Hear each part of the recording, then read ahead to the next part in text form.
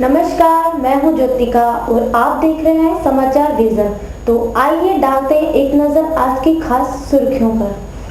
Kota university में आज शिक्षा के स्तर को बढ़ावा देने के लिए प्रेस कॉन्फ्रेंस का आयोजन किया गया। इसमें कुलपति विनय पाठक ने गत वर्षों में किए गए जितने भी कार्य थे उनका लेखा जोखा बताया, साथ ही यूनिवर्सिटी की संप्रभुता पर प्रकाश डाला।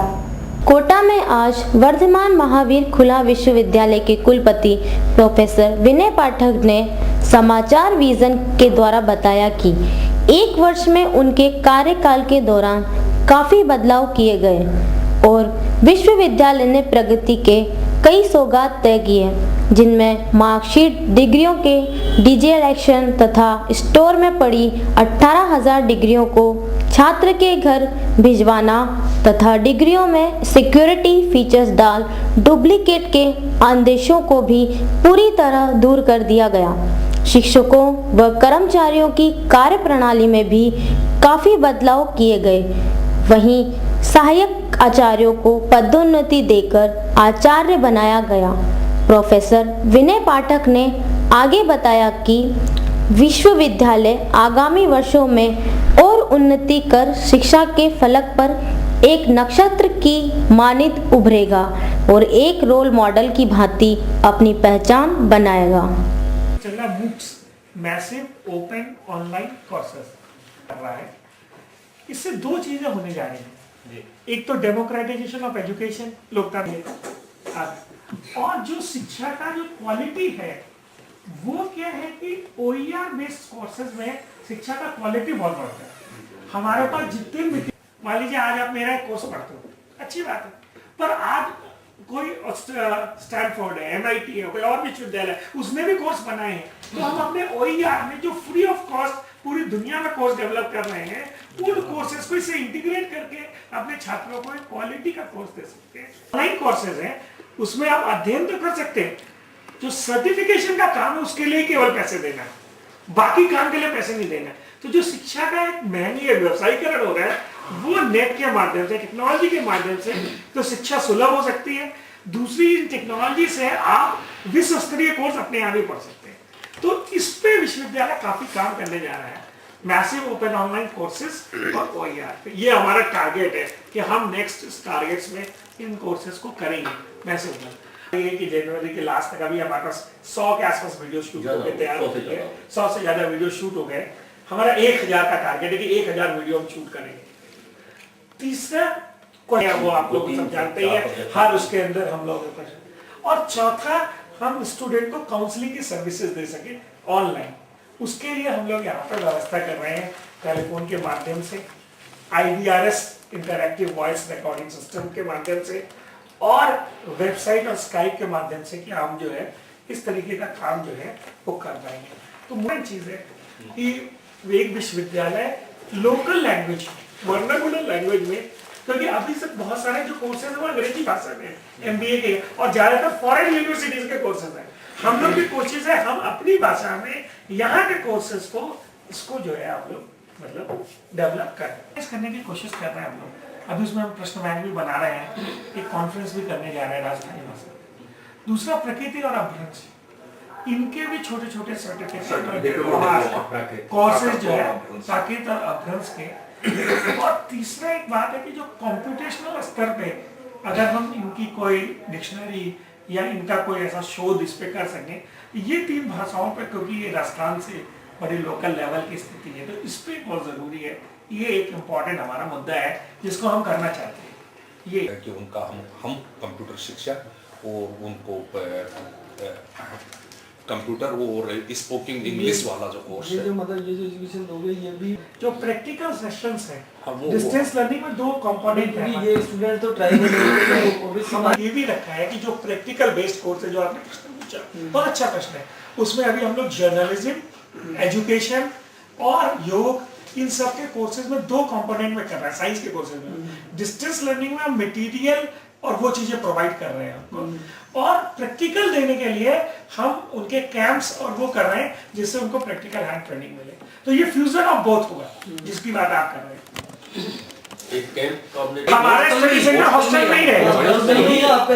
अच्छा अभी हमारे इससे ज्यादा बाहर जाने की कोई वजह से गवर्नमेंट हमसे कह रही है कि आप ये पहले आगे से दे रखा था उन्होंने, वो कह रहे हैं वो अच्छा नहीं चला रहे, क्वालिटी नहीं चला रहे, आप विश्वविद्यालय को क्या क्वालिटी ओरिएंटेड चला सकते हैं? हमने हाँ करिए, हम प्रस्ताव भेज रहे हैं। तो वो हम 210 स्टडी सेंटर्स को ऐसे अडॉप्ट करेंगे, हॉस्टल्स को अडॉप्ट करेंगे क्वालिटी एजुकेशन के लिए। माननीय शिक्षा को बढ़ावा दिया जाए जिससे विद्यार्थी पढ़ के निकले। हमारे छात्रों की संख्या बढ़ी है, दुगनी से ज़्यादा बढ़ी। दूसरा, हम लोगों ने सारी जो छात्रों की प्रॉब्लम्स हैं इस विश्वविद्यालय से वो लगभग सॉल्व कर ली है।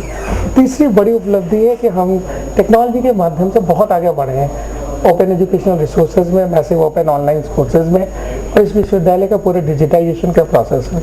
ये मैं मानता हूँ कि मुख्यतः 3 उपलब्धियाँ इस विश्वविद्यालय की, अगर 1, 2, 3 करके मैं गिनूँ तो।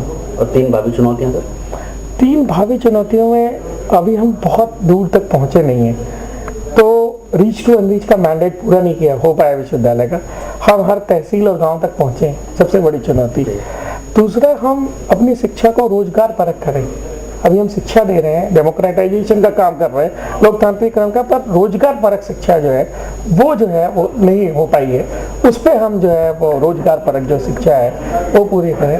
और तीसरा जो है, जो एक और महत्वपूर्ण काम है कि जो सामाजिक सरोकार है जिसके लिए विश्वविद्यालय बना है उसको किसी फॉर्म में पूरा करें। ये 3 चुनौती। कोर्सेज को क्लब करने की जो योजना है, ये बड़ा एक नवाचार है, इसमें किस तरह की आप संभावना? हम लोग ये चाहते हैं कि बहुत सारे ऐसे कोर्सेज हैं जो आइसोलेशन में, अकेलेपन में चल रहे हैं, उन कोर्सेज को हम मूल्यपरक बनाने के लिए अन्य कोर्सेज के साथ और रोजगार के साथ उसको फ्यूज करना चाहते हैं, रोजगार परक कोर्सेज के साथ। तो हम कई कोर्सेज को मिक्स करके, जैसे गांधीयन वैल्यूज का कोर्स हमारा अलग चलता है, अच्छा कोर्स है, पर हम ये चाहते हैं कि गांधीयन स्टडीज के बारे में सबको ही पढ़े, पॉलिटिकल साइंस के साथ उसको फ्यूज करना चाहते हैं। ऐसे ही पुलिस स्टडीज के कोर्स को पब्लिक एडमिनिस्ट्रेशन के साथ फ्यूज करना चाहते हैं। कंप्यूटर साइंस के विभिन्न कोर्सेज को BA, MA, BSc और MSc के साथ इंटीग्रेट करना चाहते हैं। सर, एक बड़ी उपलब्धि है BA BSc कोर्स जो 12th के इक्विवेलेंट हो गया है।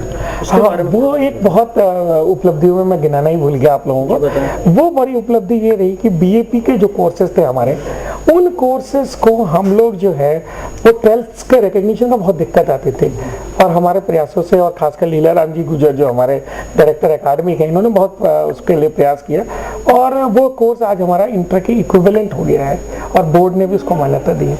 उससे बहुत सारे लड़कों के जो कोर्स कर चुके हैं और जो आगे करेंगे, एक नई जो है वो उपलब्धि जो है। प्रीवियस जो छात्र हैं जो इस कोर्स को कर चुके हैं उनका क्या स्टेटस रहेगा? प्रीवियस छात्रों को हम एक लेटरल एंट्री देंगे, जिससे कि वो 6 महीने जो 2 पेपर कर चुके हैं, 3 पेपर करने के बाद उनको भी हम इसको इक्विवेलेंस में डालेंगे। तो ट्राइबल एरियाज में जो एफर्ट्स हैं, गवर्नर मैडम के भी आप टच में हैं।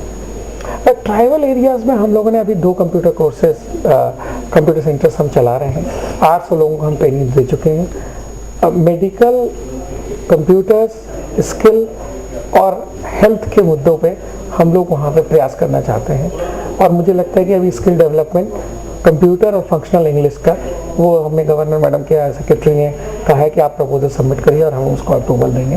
तो वो भी एक प्रयास है ट्राइबल बेल्ट्स को। सारे 210 हॉस्टल्स को आप स्टडी सेंटर कोशिश में है, अगर हमें सरकार अप्रूवल देती है तो हम जरूर करेंगे उस काम को। अनाथ हुए बच्चों को पालने में तथा उन्हें अपना घर देने में अग्रणी हुई करणी नगर विकास समिति संस्था अभी तक तकरीबन 850 बच्चों को निसंतान दंपति को गोद दे नन्ही किलकारी को दी अपनी मुस्कान। एक रिपोर्ट। गत 30 वर्षों से लगातार अनाथ बच्चों की परवरिश को अंजाम देती आई संस्था करणी नगर विकास समिति आज भी अपने दायित्वों का निर्वहन करने को कृत संकल्पित है। संस्था के बाहर लगे पालने में मां द्वारा बच्चे को छोड़ दिए जाने पर संस्था की अध्यक्षा प्रसन्ना भंडारी के आंचल में आ बच्चे अपनी नई जिंदगी का रुख करते हैं और वहीं रह शिक्षा दीक्षा ग्रहण करते हैं। वहीं कई निसंतान दंपति यहाँ आ कागजी कार्यवाही पूरी कर इन बच्चों की किलकारी को मुस्कान में बदल देते हैं। ऐसा नहीं है कि बच्चा गोद देकर संस्था अपने कार्य से मुक्त हो जाती है, वरन कई वर्षों तक आकस्मिक निरीक्षण कर गोद दिए बच्चों की कैसी परवरिश हो रही है की भी निगरानी करती है तथा यहाँ के बच्चे कई बार प्रदेश और राष्ट्रीय स्तर पर भी अपनी पहचान बनाने में कामयाब रहे हैं।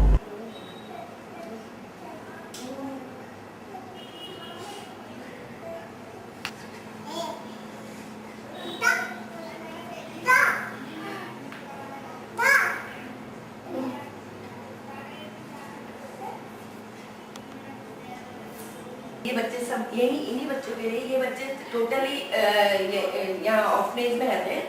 कुछ इसमें सिंगल पे हैं जिनके दादा दादी ताऊ ताई हैं, ये 18 साल के बाद अपने अपने फैमिली में चले जाएंगे, और जिनका कोई नहीं है दूर दूर तक, उनको यहीं पे हम लोग पूरा 18 साल के बाद रिहेबिलिटेट करके इनके मैरिजेस हम लोग एक बार वापस ले जाएंगे।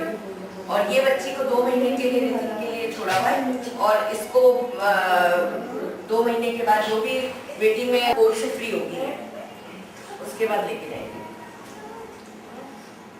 आश्रम के बच्चे हैं ऑफिस से, और ये शिशु गृह, दोनों एक्टिविटीज अलग अलग है। शुरू से यहाँ पे करीब 850 बच्चे हमने गोद दे दिए हैं, और ये 1977-78 से संस्था कार्यरत है। और इसमें पहले शुरू में तो ये स्कीम नहीं थी, 95 में हमको शिशु गृह की स्कीम मिली है, और इसमें 125 बच्चे तो मिसेस भंडारी ने अपने बेड पे पाले हैं, खुद ने ही आया का काम किया है, खुद ही हॉस्पिटलाइज रहती थी बच्चों के साथ। इसमें ज़्यादातर 3 तरह के बच्चे आते हैं हमारे पास। एक तो मदर इधर उधर फेंक देती है, दूसरे मदर आके हमको सौंप देती है, और तीसरा इस तरह के बच्चे आते हैं जो कि मैटरनिटी होम में आते हैं, और वहाँ से सारे मैटरनिटी होम को हमने कह रखा है और एक अपील भी निकलवा रखी है, तो वहाँ से सारे बच्चे मैटरनिटी होम से फ़ोन आ जाता है, और हम लोग बॉन्ड भरवा के बच्चे यहाँ लेके आते हैं, और उसके बाद इनको 2 महीने मदर को रीथिंकिंग के लिए देते हैं हम लोग यहाँ पे, और बच्चों को हम रखते हैं। शुरू में ज़रूर था कि फीमेल चाइल्ड नहीं लेते थे लोग, और ज़्यादातर मेल चाइल्ड की डिमांड करते थे, तो उस समय फीमेल चाइल्ड काफ़ी हमारे पास रह जाते थे बच्चे, और एप्लीकेशंस भी हमारे पास कम होती थी। लेकिन उस समय हमने एक योजना बनाई कि जो फीमेल चाइल्ड लेगा हम मेल चाइल्ड दे देंगे उसको, तो 2-2 बच्चे भी दिए हैं, कई फैमिली को कंप्लीट किया है। लेकिन धीरे धीरे काउंसलिंग, और हमारे यहाँ सोशल वर्कर रहते हैं, काउंसलर रहते हैं, तो जो भी कपल आता है तो उनकी काउंसलिंग हम लोग करते हैं कि किसी भी तरह से आपके लिए फीमेल चाइल्ड भी उतनी ही बेहतर है जितना कि आपको मेल चाइल्ड का। लेकिन वंश का नाम लेके या क्या, हमने आश्रय भवन के बाहर एक झूला भी लगवा रखा है, और यहाँ भी बच्चे कई बार छोड़ जाते हैं लोग, तो उसकी भी सूचना हम बाल कल्याण समिति को देते हैं, या बाल कल्याण समिति के अनुमोदन से ही हम यहाँ पे बच्चे लेते हैं। और फिर 2 महीने बाद जब वो फ्री कर देते हैं तब हम जो भी वेटिंग में होते हैं उनको बुला करके और अच्छी फैमिली में दे देते हैं बच्चों को गोद, और बाद में उनका फॉलोअप भी रहता है हमारा। सरकार द्वारा चलाई गई बेटी बचाओ आंदोलन के तौर पर अब कितना अवेयरनेस है उसका?